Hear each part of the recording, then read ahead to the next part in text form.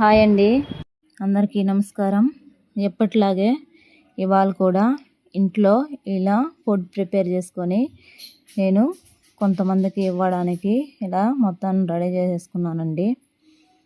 చెప్పాను కదా, నేను చాలా వీడియోలోనే చెప్పాను, మనం ఏం పని చేస్తున్నా కూడా ఇలా ఇలా ఫుడ్ని మనం ప్రిపేర్ చేసుకొని అలా ఇవ్వడంలో ఉన్న తృప్తి అంతా ఇంత కాదండి. అది మనం ఆ ఎక్స్పీరియన్స్ అనేది మనం చేస్తేనే మనకు తెలుస్తుంది. ఎప్పుడైనా ఇలాగా మీరు ఎవరికైనా ఫుడ్ ఇచ్చి చూడండి, అందులో మీకు వచ్చే సంతోషం అయితే అది మాటల్లో చెప్పలేరు. నిజంగా అంత సంతోషం అనిపిస్తుంది. కొంచెం కష్టం అనుకోకుండా ఇలా కొంచెం కొంచెమే మనం ఎక్కువ మందికి ఆకలి తీర్చలేకపోయినా కనీసం ఒక 4-5గురికైనా ఇలా ఫుడ్ని ప్రిపేర్ చేసుకున్నామంటే అందులో మనకు వచ్చే సంతృప్తి చాలా ఎక్కువగా ఉంటుంది. ఇలా నేనైతే నాకు వీలైనప్పుడు అంతా నేను మ్యాక్సిమం ఇలా ఫుడ్ ప్రిపేర్ చేసుకొని ఇవ్వడానికి నేను ప్రయత్నం చేస్తూనే ఉంటాను.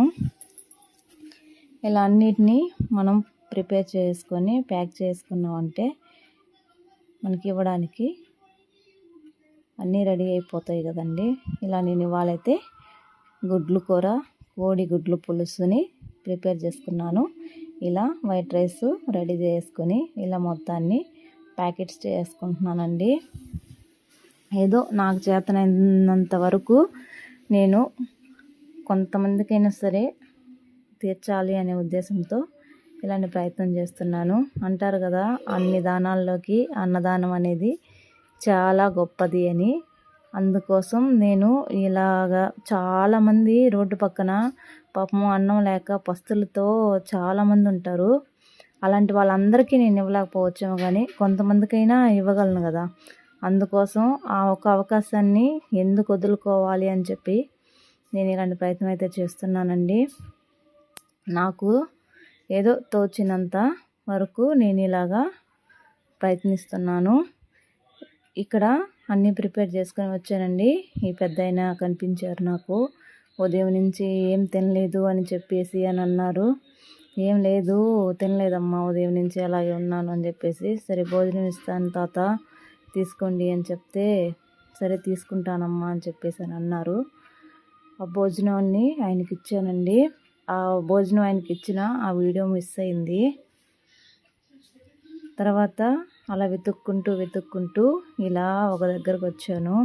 పాపము వ్యవసాయి చూడండి, ఎంత మనిషి ఎంత ఇదిగా ఉన్నారంటే అసలు నాకే చూడగానే చాలా బాధ అనిపించింది.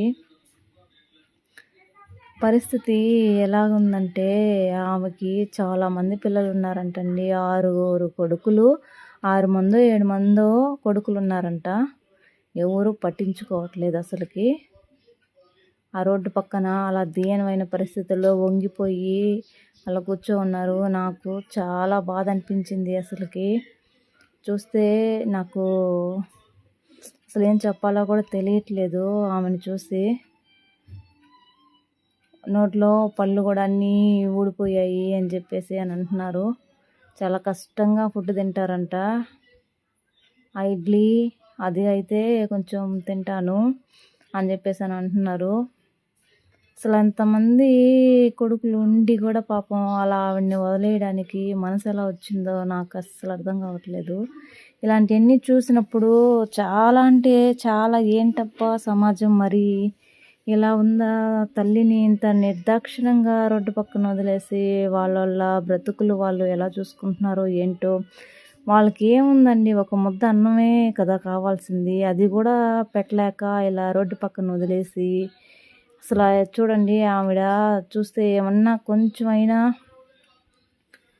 అసలు ఏం మాట్లాడాలో కూడా నాకైతే తెలియట్లేదండి. ఇది చూపిస్తున్నారు, పళ్ళు లేవమ్మా మొత్తం ఊడిపోయినాయి నాకు అని చెప్పేసి చెప్తున్నారు.